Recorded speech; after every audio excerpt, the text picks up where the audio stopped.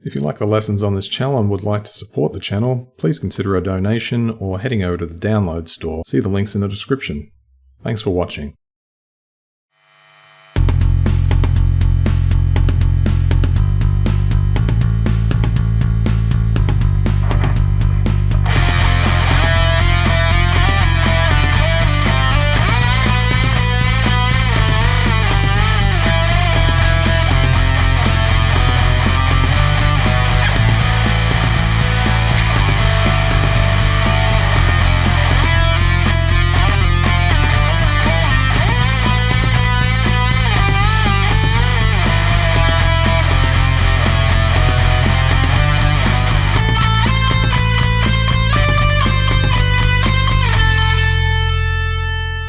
So to start out here, we're using the F octave in the first position. We're going to strum that 3 times. And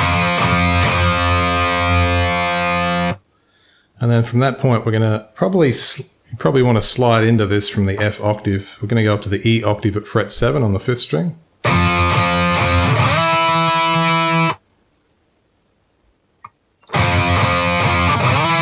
So what I'll do there is I'll basically fit myself into the octave shape as I'm in this position. So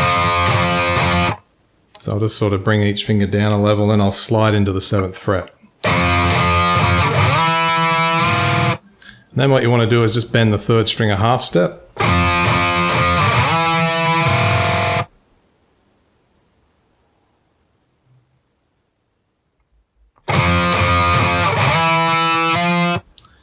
And you'll notice there I'm sliding over then to the 8th fret. And then I'm going to go back to the 7th fret and I'm going to bend the 3rd string a half step. Doesn't sound real pretty on its own, but once it's whizzing by with all the rest, it'll sound fine.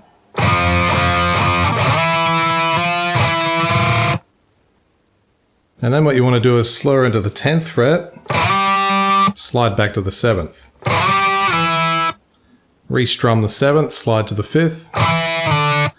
Slur into the 7th and slide back to the 5th.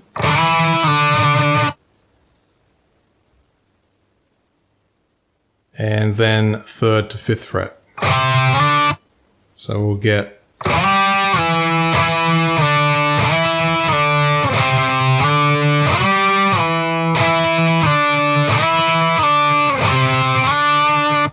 okay, so let's listen to the first 2 bars.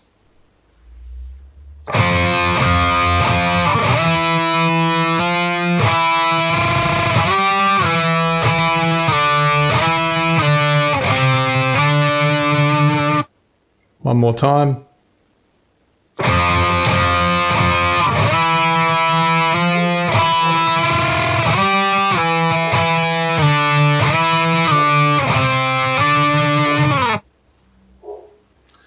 So it gets a little bit tricky here as well. We're going to slur into the 14th position. I actually didn't get that 100%. Now there's 2 choices here. I guess it depends on how loud you are, but because I'm using this through the computer, obviously I'm not really cranked up or anything, although it can sound that way because it's been recorded direct. So what I will do is I'll slur in, bend the 3rd string a half step, and then I will restrum the octave and then repeat that. So it looks like this.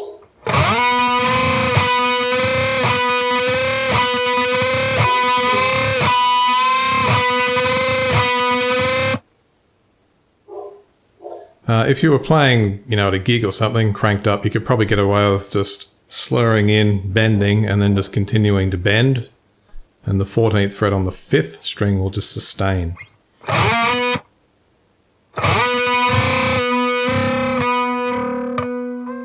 See, mine kind of sustains initially, but then it dies off pretty quickly. Okay, so from that point then we're going to do, or strum the 12th fret octave on the 5th string, and we're going to bend the 3rd string up a full step. Then we're going to release it. So we're only strumming the first one. The next 2 things are a bend up, the 3rd string, and a release.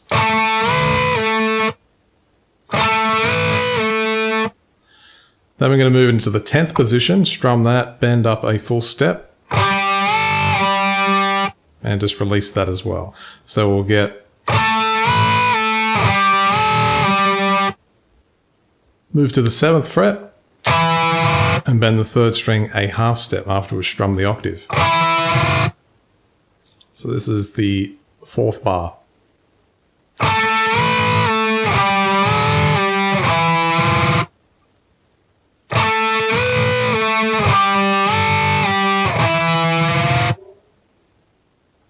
So let's have a listen to both those bars. On the transcription, they will read 7 and 8. That's because we had the drum intro, the first 4 bars.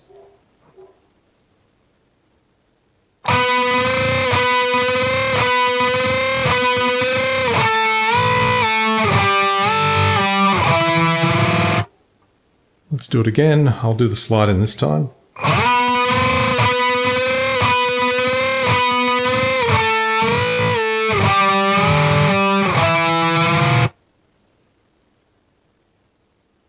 Now from this point, we're going to be on a bit of an easier path. So we're just going to strum some octaves for a while. So we've got 7th on the 5th string, moving to 3rd position. That's 3 each. 5th position on the 6th string octave for 2 strums. So this is bar 9.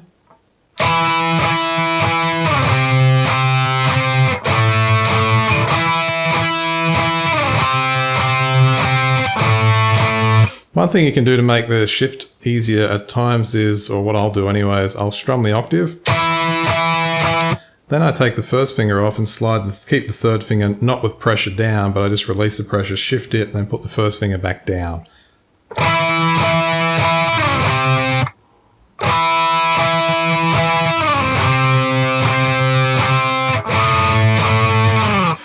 So that helps a bit.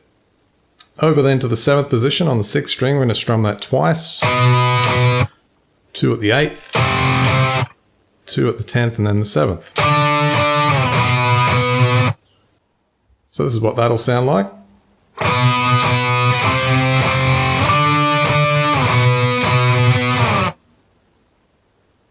Let's have a listen to both those bars.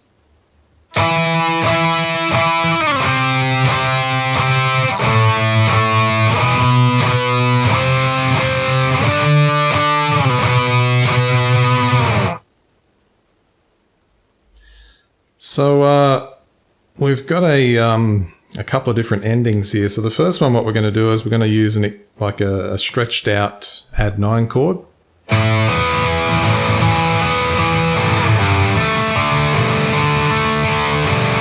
Now these can be challenging. So if you're just at your wit's end trying to get that stretch, you can always just replace it with a power chord for the time being.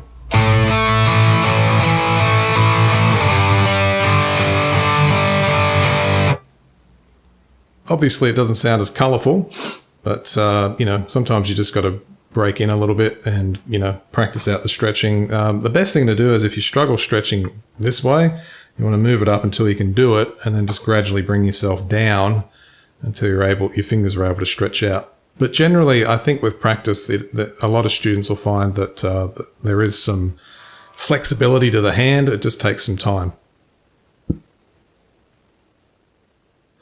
Okay, so first one, we're in the 5th position. So you'll want your index at the 5th on the 6th, pinky at the 9th on the 4th, and 3rd at the 7th on the 5th. And we're simply going to pick it from 6 to 4 to 5 to 6. And then 5th, 4th, 5th, 6th.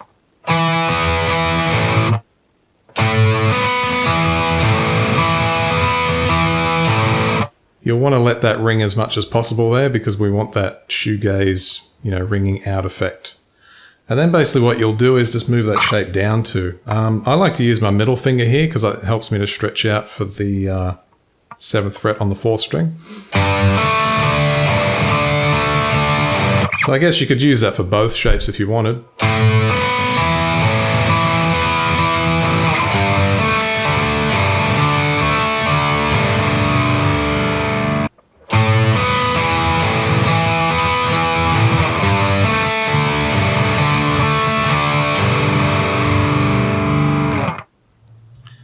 To finish things off, this is probably the most challenging part just to begin with because we're going to slide all the way up from the octave shape at the 7th position. Actually, sorry, it is the 7th position, but it's on the 6th string. I thought it was initially on the 5th string.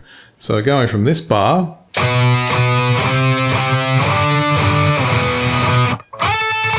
And then you've got to get straight up to the 14th fret. There's a way you can make this easier if you wanted. What you could do is you could turn this octave into a quarter note. And that will give you some time just to slide up a bit and then into the octave. Or you could strum it just with some open strings. Let's see how that sounds quickly. I mean, it sounds okay, I guess, not my preference, but that's another option for you. So I think the quarter note option is probably best from the point of view of the sound.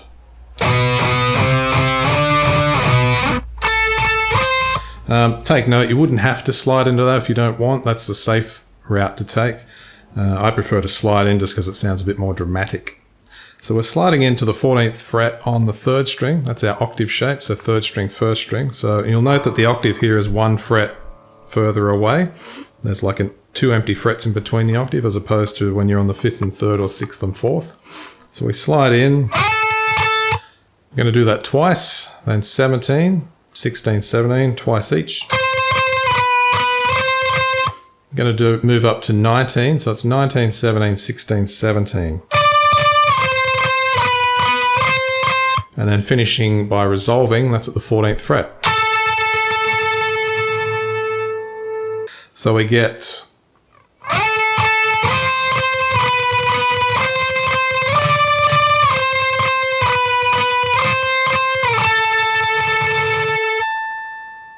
oops, natural harmonic. So let's play through from the 9th bar. And what we'll do this time is we'll do both endings. And I'll just return to the 9th bar rather than going all the way back to the beginning. So here we go.